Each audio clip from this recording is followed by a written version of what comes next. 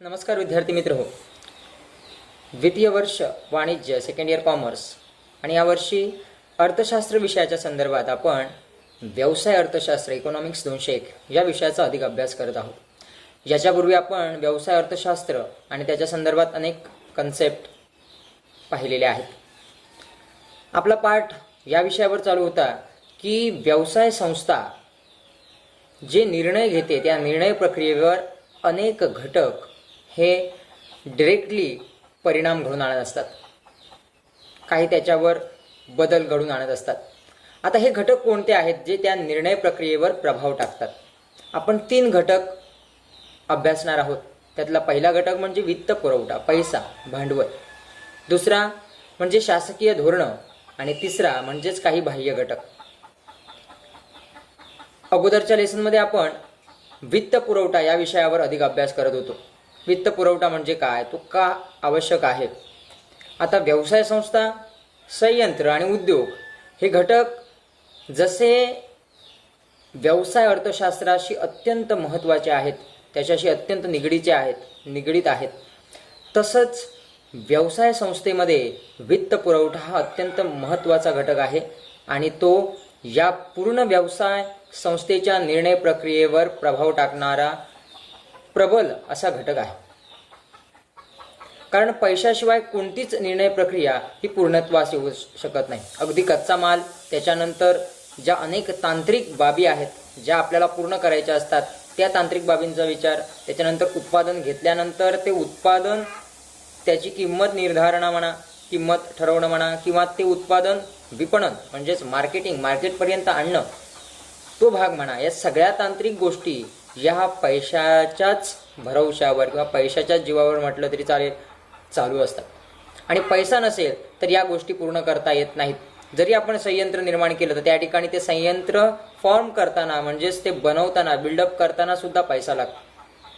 आता आपण 2 प्रकार पाहिलेले होते, एक खेळतं भांडवल आणि एक स्थिर भांडवल. म्हणजे एखादं संयंत्र उभारताना जमीन आवश्यक असते. एखादं उत्पादन आपल्याला घ्यायचं आहे आणि ते प्लांट आपण टाकतोय, कारखाना घालतोय, तर मग कारखान्यासाठी अगोदर जमीन पाहिजे, त्याच्यासाठी मग इमारत उभी केली पाहिजे, त्याच्यानंतर काही उपकरणं आणली पाहिजेत, काही यंत्र आणली पाहिजेत. ही स्थिर साधनं आहेत, याला स्थिर भांडवल असं म्हटलेलं आहे. त्याच्यानंतर आपण खेळतं भांडवल बघितलं, श्रमिक,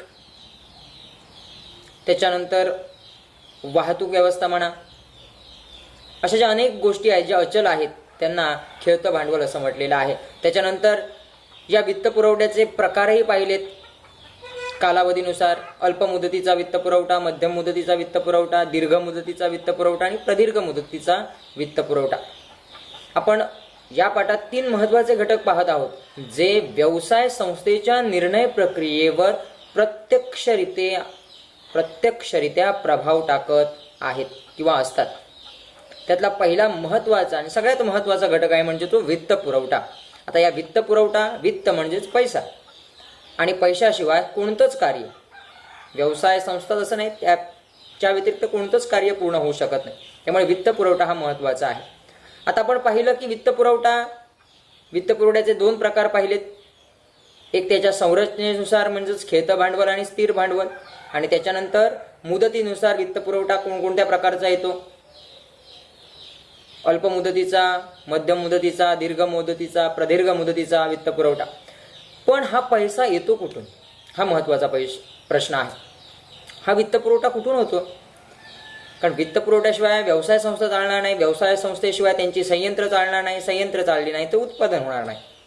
त्यामुळे वित्त पुरवठा गरजेचा आहे.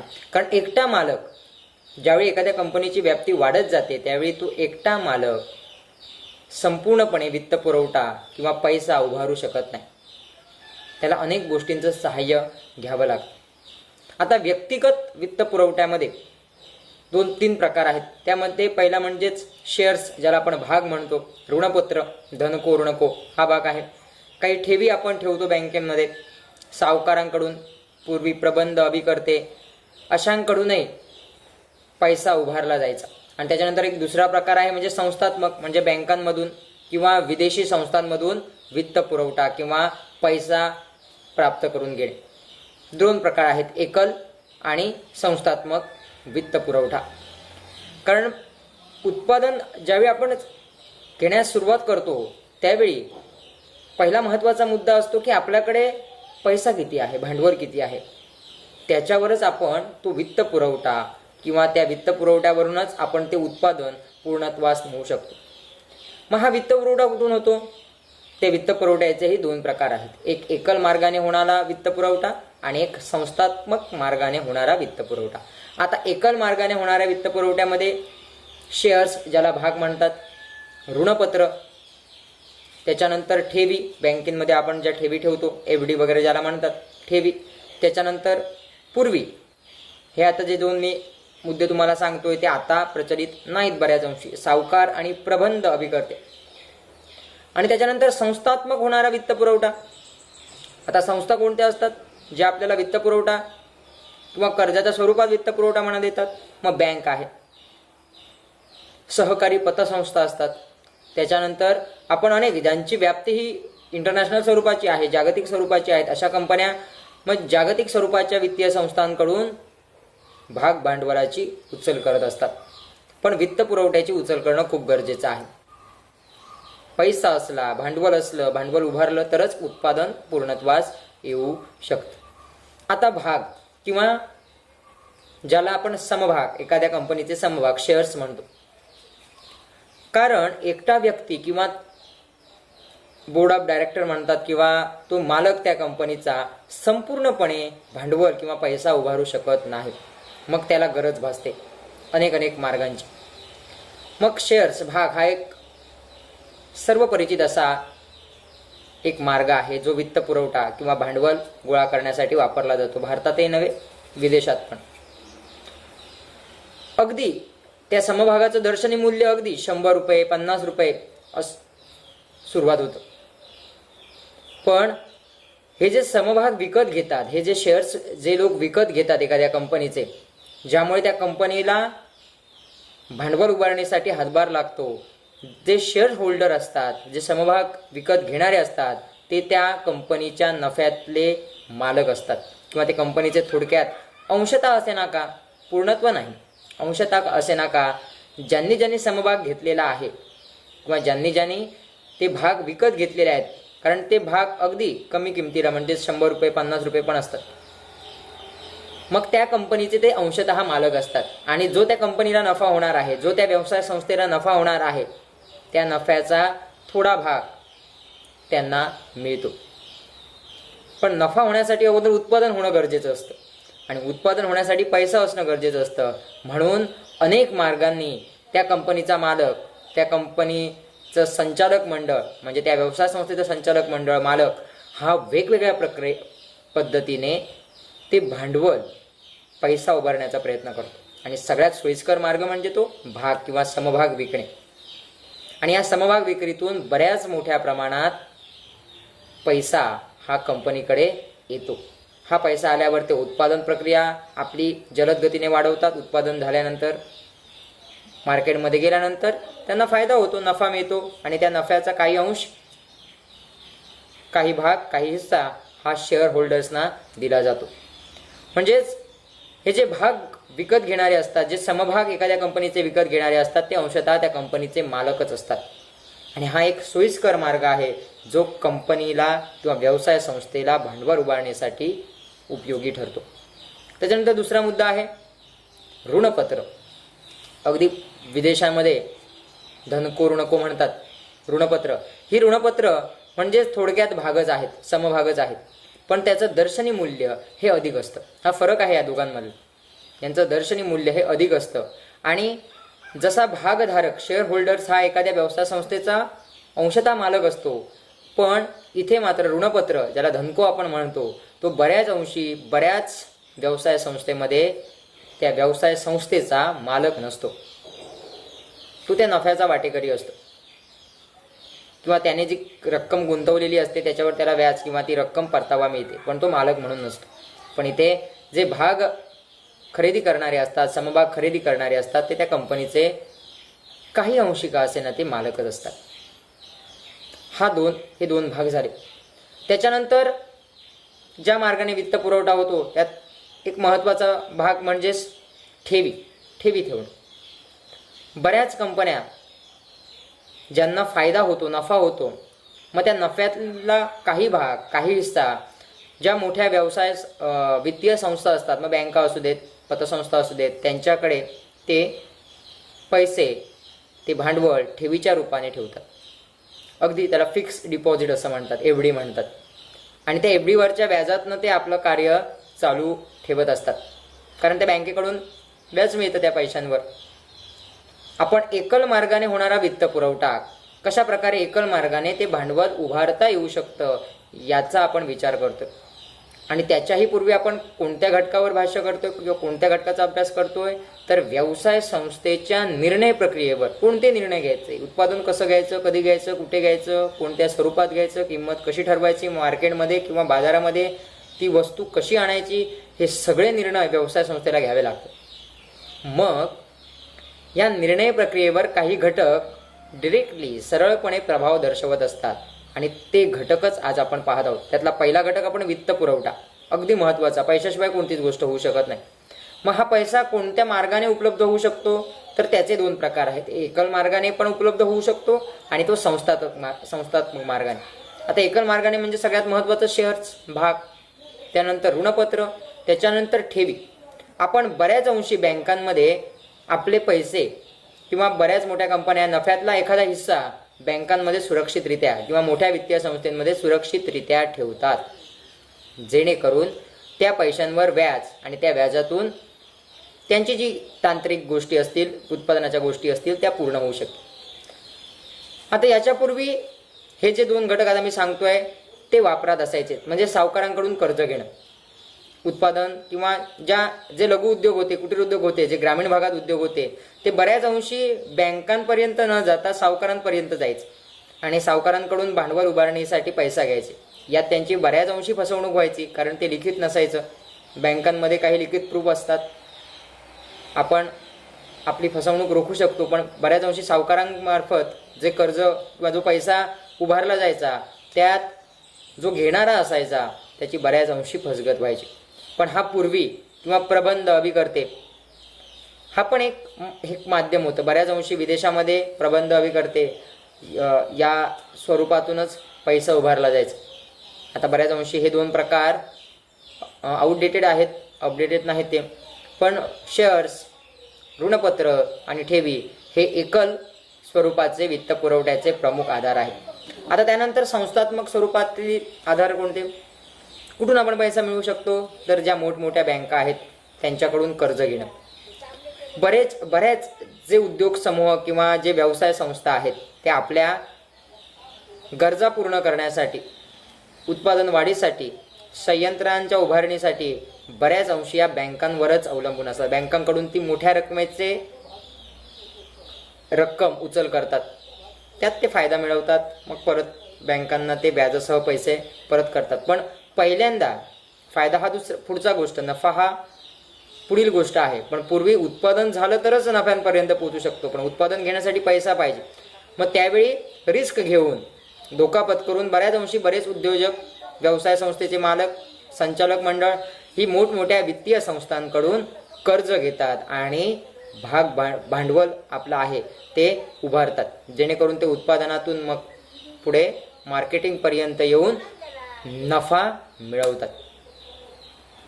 हे संस्थात्मक मार्फत किंवा संस्थात्मक पद्धतीने आपल्यासोबत किंवा आपल्यातर्फे किंवा आपल्याला मिळणारा वित्त पुरवठ्याचा एक मार्ग आहे.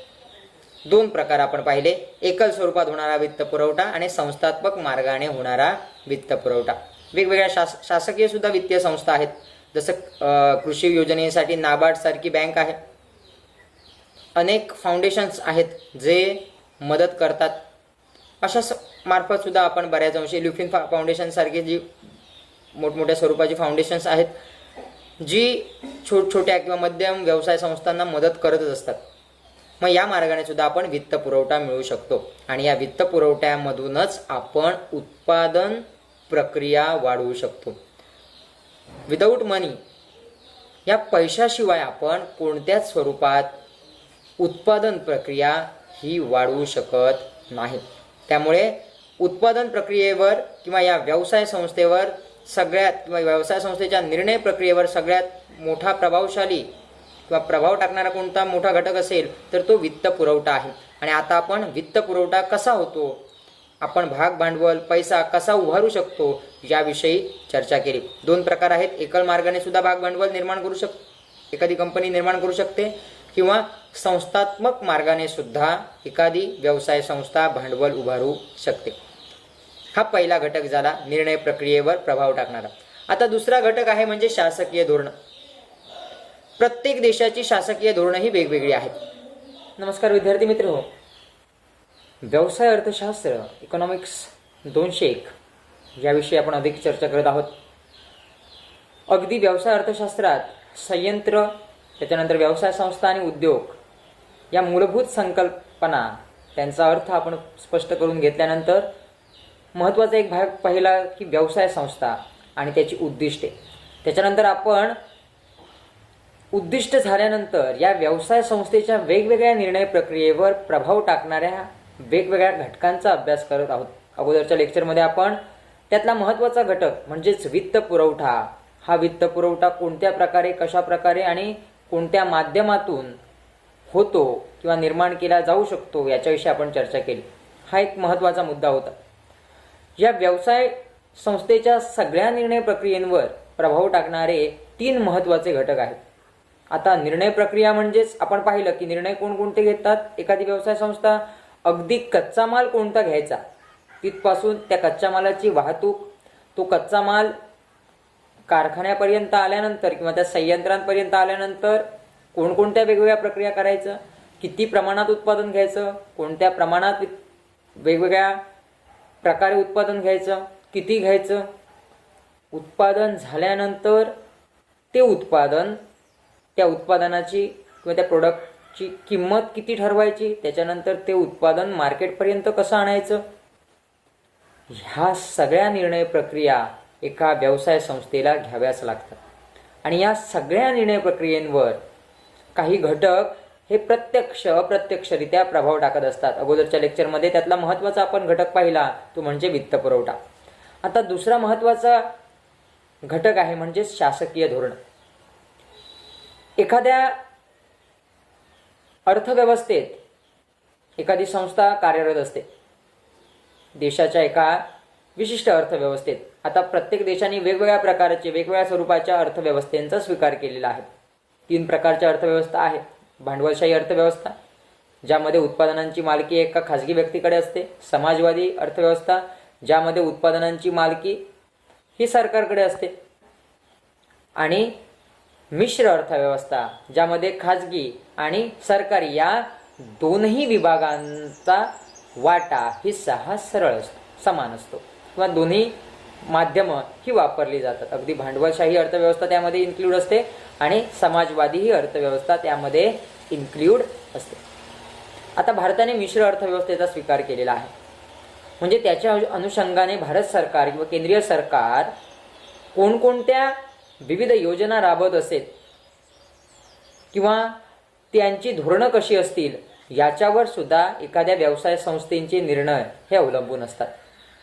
आता ज्यावेळी इंग्लंडमध्ये औद्योगिक क्रांती 18व्या शतकात घडून आली, त्याच्यानंतर या औद्योगिक क्रांतीचा लोण हा सर्वदूर म्हणजे संपूर्ण जगामध्ये पसरला. आणि आता तर उद्योगांशिवाय विकास नाही, प्रगती नाही, ही गोष्ट अगदी खरी आहे, शाश्वत खरी आहे. उद्योग असतील, कारखानदारी असेल तरच एखाद्या देशाकडे पैसा किंवा व्यक्तींकडे पैसा निर्माण होऊ शकतो. कारण एक व्यवसाय संस्था अनेक हजारो कुटुंबांचं पालन पोषण करत असते. त्याचबरोबर देशाला सुद्धा आर्थिक नफा प्राप्त करून देत असते. कारण एखाद्या व्यवसाय संस्थेवर अनेक मजूर अवलंबून असतात. कारण वेगवेगळ्या प्रक्रिया आहेत. अगदी कच्च्या मालापासून उत्पादन पूर्ण मार्केटिंग पर्यंत अनेक वेगवेगळे तांत्रिक विभाग आहेत त्या ठिकाणी. त्या तांत्रिक विभागात कार्यरत असणारे वेगवेगळे मजूर आहेत, श्रमिक आहेत, त्यांची कुटुंब. त्याच्यानंतर व्यवसायात नफा झाल्यानंतर देशाला सुद्धा आर्थिक क्षेत्रात फायदा मिळतो. त्यामुळे उद्योग किंवा उद्योगांचा विकास हा महत्त्वाचा आहे. आणि याच्यासाठी शासनातर्फे सुद्धा अनेक योजना, अनेक धोरणं राबवली जातात आणि यांचा प्रत्यक्ष अप्रत्यक्षरित्या या व्यवसाय संस्थांच्या निर्णय प्रक्रियेवर प्रभाव पडत असतो. आता कोणकोणती धोरणं असतात? वित्तीय धोरणं असतात, पैशाविषयक धोरणं असतात. एखाद्या वित्तीय संस्थेला सरकारकडून सबसिडी म्हणजे अनुदान मिळत असतं किंवा सरकारकडून कमी व्याजाचं कर्ज मिळत असतं, अगदी कमी. कारण आता लघु उद्योग, कुटीर उद्योगांसाठी अनेक ज्या शासकीय बँका आहेत किंवा नाबार्डसारखी बँक आहे, बिनव्याजी कर्ज पण देत आहे. किंवा विकेंद्रीकरण, उद्योगांचं विकेंद्रीकरण झालं पाहिजे. प्रत्येक भागात उद्योग पोचले पाहिजेत, प्रत्येक भागात व्यवसाय संस्था, कंपनी पोचल्या पाहिजेत, जेणेकरून त्या भागाचा विकास होईल. याच्यासाठी शासन हे कार्यरत असतं, वेगवेगळ्या योजना राबवत असतं, वेगवेगळी धोरणं आखत असतं. त्याच्याही नंतर एखाद्या व्यवसाय संस्थेला उभारणीसाठी, त्याच्या वाढीसाठी, प्रगतीसाठी प्रोत्साहन देण्याचं सुद्धा कार्य या शासनामार्फत होत असतं. कारण त्यातून अनेक संसार हे चालतच असतात, त्याच्याबरोबर देशाचा सुद्धा आर्थिक नफा त्यात उद्देशित असतो. त्यामुळे उद्योगांमध्ये क्रांती झाली, व्यवसायांमध्ये क्रांती झाली तरच देशाची प्रगती होऊ शकते, हे प्रत्येक सरकारला, प्रत्येकाला माहीत आहे. त्यामुळे याच्यासाठी शासनाच्या पातळीवर, मग ते राज्य शासन असू देत, केंद्र शासन असू देत, प्रत्येकाच्या धर्तीवर, प्रत्येकाच्या पातळीवर व्यवसाय वाढीसाठी प्रोत्साहन दिलं जातं. वेगवेगळ्या स्वरूपात अनुदान दिलं जातं, कर्जांचं वाटप केलं जातं, जेणेकरून हे जे उद्योग आहेत किंवा व्यवसाय संस्था आहेत त्यांची प्रगती ही त्यामागे अपेक्षित आहे किंवा प्रगती होणं गरजेचं आहे. त्याच्यासाठी वेगवेगळ्या स्वरूपात, वेगवेगळ्या प्रकाराने शासन हे मदत करत असतं. उत्पादन जर अधिक स्वरूपात वाढवायचं असेल त्यासाठी अनेक म्हणजे शासनाची वेगवेगळी धोरणं आहेत आणि त्या धोरणांचा थेट त्या उद्योगांवर किंवा त्या व्यवसाय संस्थेंवर प्रभाव पडत असतो. आपण पाहत आहोत की व्यवसाय संस्थेच्या निर्णय प्रक्रियेवर कोणकोणते घटक हे प्रभाव टाकत असतात. त्यामध्ये शासकीय धोरण आहे. शासकीय धोरण दोन प्रकारचं आहे, एक राजकोषीय आणि एक पैसा विषयक. राजकोषीय म्हणजेच एखाद उद्योगांचं विकेंद्रीकरण, उद्योगांना प्रोत्साहन, या संदर्भात शासन वेगवेगळे निर्णय सातत्यानं घेत असतं. अगदी ते महाराष्ट्रात हल्लीच एक चांदा ते बांदा अशी एक योजना आलेली होती. म्हणजेच या कोकण पट्ट्यातील वेगवेगळ्या लघु उद्योगांना प्रोत्साहन देणं, चालना देणं हे त्याच्या मागे उद्देश होता. अशी राजकोषीय धोरणं आहेत वेगवेगळ्या भागात, आपल्याच कोकण भागात नाही किंवा आपल्या महाराष्ट्रापुरतं नाही तर संपूर्ण भारतभर वेगवेगळ्या स्वरूपात. एखादी विदेशी कंपनी आपल्या देशात यावी, तिथे त्याने प्रोडक्शन चालू करावं, जेणेकरून आपल्या देशालाही त्याचा फायदा होईल किंवा तिथल्या स्थानिक लोकांनाही किंवा भारतातील लोकांनाही रोजगार मिळेल. याच्या अनुषंगाने शासन निर्णय घेत असतं. हल्लीच एक टेस्ला, आपण अगोदर पण एक गोष्ट पाहिलेली होती की जगातील सगळ्यात श्रीमंत व्यक्ती इलॉन मस्क याच्या मालकीची असणारी जी टेस्ला कंपनी आहे ती आता कर्नाटकमध्ये आणि गुजरातमध्ये त्यांचे संयंत्र, प्लांट्स सुरू होत आहेत. त्यामुळे गुजरात आणि कर्नाटकला त्याचा फायदा होणार. तिथल्या जनतेला ज्यांनी शिक्षण त्या पद्धतीने घेतलेलं आहे त्या लोकांना तिथे रोजगार मिळणार, जेणेकरून त्यांनाही आर्थिक नफा होणार, फायदा होणार, कंपनीलाही आर्थिक फायदा होणार आणि त्याचबरोबर देशालाही फायदा होणार. म्हणजे अशा विदेशी कंपन्या भारतामध्ये येणं, त्याच्यासाठी काय आवश्यक ज्या बाबींची पूर्तता करणं गरजेचं असतं त्या सगळ्या बाबींची पूर्तता करणं. उद्योगाचे विकेंद्रीकरण म्हणजे काय? केंद्रीकरण, त्याच्या विरुद्ध विकेंद्रीकरण. केंद्रीकरण म्हणजे एकाच भागात जर उद्योग किंवा व्यवसाय संस्था निर्माण झाल्या तर देशातील इतर भागांचं काय? म्हणून उद्योगांचं विकेंद्रीकरण होणं गरजेचं आहे. प्रत्येक भागात व्यवसाय पोचले पाहिजेत, जेणेकरून त्या भागाचं हे काय होणार, त्या भागाचा विकास होणार. अगदी स्टार हे जे उद्योग समूह आहे त्याचा महाराष्ट्रात खूप मोठं वर्चस्व आहे. ज्या भागात हे स्टार प्रोडक्शनचे कारखाने सुरू झालेले आहेत त्या भागात तिथे प्रगती ही मोठ्या प्रमाणात झालेली आहे. त्या स्थानिक भागाची प्रगती ही मोठ्या प्रमाणात झालेली आहे. म्हणजे ज्या भागात उद्योग समूह किंवा व्यवसाय संस्था उभारल्या जातात त्या भागाचा विकास हा होत असतो. तिथल्या लोकांना, तिथल्या स्थानिक लोकांना ज्यांनी त्या पात्रतेचं शिक्षण घेतलेलं आहे त्यांना रोजगार मिळतच असतो आणि त्याचबरोबर त्या कंपनीलाही फायदा होतो आणि शासनालाही त्याचा फायदा होतो.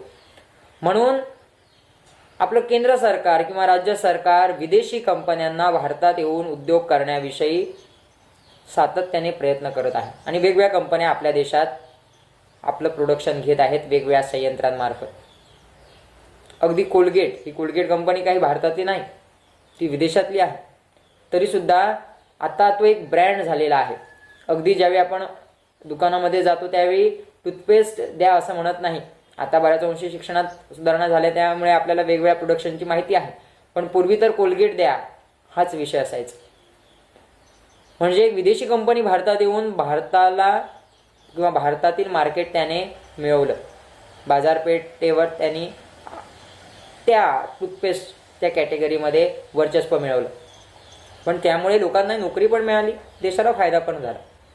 म्हणजे हे राजकीय किंवा राजकोषीय धोरणं ही सरकार सातत्याने उद्योगांना चालना देण्यासाठी, व्यवसाय संस्थांना चालना देण्यासाठी, प्रोत्साहन देण्यासाठी सातत्याने राबवत असतात, सातत्याने घेत असतात आणि त्यामुळे सुद्धा एखाद्या व्यवसाय संस्थेच्या निर्णय प्रक्रियेवर प्रभाव टाकला जाऊ शकतो किंवा प्रभाव पडतो. त्यानंतर दुसरं आहे पैसा विषयक धोरण. आता सरकारची पैसा विषयक धोरणं कोणती? तर लघु उद्योगांना, मध्यम उद्योगांना किंवा उच्च दर्जाच्या उद्योगांना सुद्धा अल्प मुदतीची कर्ज देणं किंवा कमी व्याजाची कर्ज देणं, अल्प व्याज, किंवा अनुदान देणं, सबसिडीज देणं. त्याच्यानंतर बिनव्याजी भांडवल पुरवठा करणं. वेगवेगळ्या वित्तीय संस्था आहेत आपल्या देशाच्या सुद्धा, कृषी विषयक वित्तीय संस्था आहेत, आर्थिक बाबतीतही वित्तीय संस्था आहेत, ज्या उद्योगांना चालना देण्यासाठी सातत्याने कार्य करत असतात. आणि उद्योगांना चालना दिली तरच देशाचा विकास हा उद्देशित आहे. आपण म्हणतो ज्या डेव्हलप कंट्री आहेत, विकसित देश, भारत हा विकसनशील, India is developing nation, not a develop country. ती डेव्हलप कंट्री नाही अजून भारत. पण जे डेव्हलप कंट्रीज आहेत त्या ठिकाणी औद्योगिक क्रांती, इंडस्ट्रीयल रिव्हॉल्युशन ही खूप अगोदर घडलेली आहे आणि भारतात इंडस्ट्रीयल रिव्हॉल्युशन ही बऱ्याच अंशी आत्ता ती प्रोग्रेसेबल आहे. अजूनही इंडस्ट्रीयल रिव्हॉल्युशन पूर्णपणे प्रत्यक्षात आलेली नाही, कारण बऱ्याच अंशी उद्योगांचं केंद्रीकरण भारतात झालेलं आहे. ज्या ज्या भागात उद्योग आहेत त्याच भागात आहेत, बऱ्याच अंशी त्याचं विकेंद्रीकरण झालेलं नाही. अजूनही स्थानिक किंवा ग्रामीण भागापर्यंत उद्योग पोचत नाही आहेत आणि उद्योग पोचत नाहीत, रोजगार मिळत नाहीत. बरीच आता यशवंतराव मुक्त विद्यापीठात शिकणारी बरीच मुलं ही बहिस्थ असतात, म्हणजे बाहेरून एज्युकेशन आपलं कंप्लीट करत असतात, शिक्षण पूर्ण करत असतात, नोकरी सांभाळून.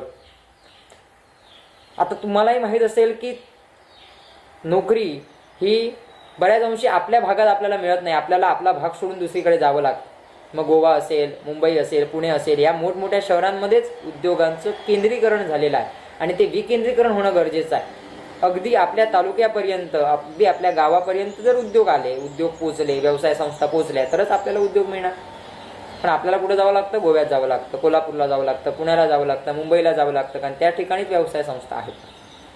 म्हणून उद्योगांचं विकेंद्रीकरण करण्यासाठी सुद्धा शासन आपापल्या परीने वेगवेगळ्या निर्णय प्रक्रिया घेत असतात आणि ते गरजेचं आहे आणि याचा प्रत्यक्ष प्रभाव एखाद्या व्यवसाय संस्थेच्या निर्णयावर पडतो. आता आपण बघत आहोत पैसा विषयक धोरण. आता पैसा विषयक धोरणं कोणती? अनुदान मिळवणं, बिनव्याजी कर्ज पुरवठा करणं. नाबार्ड सारख्या संस्था आहेत कृषी विषयक, ज्या लघु उद्योगांना बिनव्याजी कर्ज पुरवठा दिला जात आहे, कारण कर्ज पुरवठा, पैसा उभारला तरच उत्पादन होणार. आणि या घटकांचा सुद्धा अनुदान असेल, बिनव्याजी कर्ज पुरवठा असेल, वेगवेगळी धोरणं असतील वित्तीय, यांचा सुद्धा कुठे प्रभाव पडतो? तर व्यवसाय संस्थेच्या निर्णय प्रक्रियेवर. आता तिसरा घटक, पहिला घटक पाहिला वित्तपुरवठा, दुसरा घटक पाहिला शासकीय धोरण, तिसरा घटक म्हणजेच नैसर्गिक परिस्थिती. हा बाह्य घटकांमध्ये भाग येतो. नैसर्गिक आणि राजकीय परिस्थिती. आता नैसर्गिक परिस्थिती कशी महत्त्वाची असते? जर एखाद्या वर्षी ऊसाचं उत्पादनच झालं नाही, एखाद्या वर्षी ऊसाचं उत्पादन झालं नाही तर साखर उत्पादन होऊ शकत नाही. बऱ्याच अंशी बऱ्याच व्यवसाय संस्थांचा कच्चा माल हा निसर्गामध्येच निर्माण होत आहे, नैसर्गिकच आहे. मग वेगवेगळ्या कापूस असेल, ज्या मिलसाठी किंवा कापड गिरण्यासाठी कापड लागणार ते कापसापासूनच बनणार नाही, पण एखाद्या वर्षी कापूसच झाला नाही किंवा अवर्षण, दुष्काळ, नैसर्गिक परिस्थितीमुळे कच्च्या मालाचं उत्पादनच झालं नाही तर त्याच्यापासून पक्का माल निर्माण होऊ शकत नाही. त्यामुळे नैसर्गिक परिस्थिती सुद्धा व्यवसाय संस्थेच्या निर्णयावर थेट प्रभाव टाकते. आता बऱ्याच ज्या गल्फ कंट्री आहेत, म्हणजे अरब ज्या डेझर्ट कंट्री म्हणतात त्यांना, वाळवंटी भागातल्या जे देश आहेत, म्हणजे सौदी अरेबिया असेल, दुबई असेल, अफगाणिस्तान, इजिप्त, इराक, इराण असतील, त्या ठिकाणी तेल विहिरी आहेत. क्रूड ऑइल ज्यातून मिळतं, कच्चं तेल मिळतं, त्याच्यावर प्रक्रिया केली जाते. पण हे निसर्गात अगोदरच कमी आहे, सातत्याने त्याचा वापर चालू आहे. त्यामुळे त्याचे दरही आता गगनाला भिडलेले आहेत, दर वाढतच आहेत, सातत्याने वाढत आहेत. याचं हे जे क्रूड ऑइल आहे हे मुळातच निसर्गात कमी आहे आणि त्याचा वापर हा अधिक मोठ्या प्रमाणात होत आहे, त्यामुळे त्याच्या किमती वाढत आहेत. पण एखाद्या वेळी हे जर संपू शकतं, कारण असं सायंटिफिक ट्रूथ आहे की हे क्रूड ऑइल आताचं नाही, 10,000 20,000 वर्षापूर्वीचं आहे आणि ते संपून जाणार आहे. मग हे जर संपलं तर बऱ्याच उद्योगांमध्ये ज्या वेगवेगळ्या तांत्रिक बाबींसाठी इंधन आवश्यक आहे ते इंधन मिळणार नाही.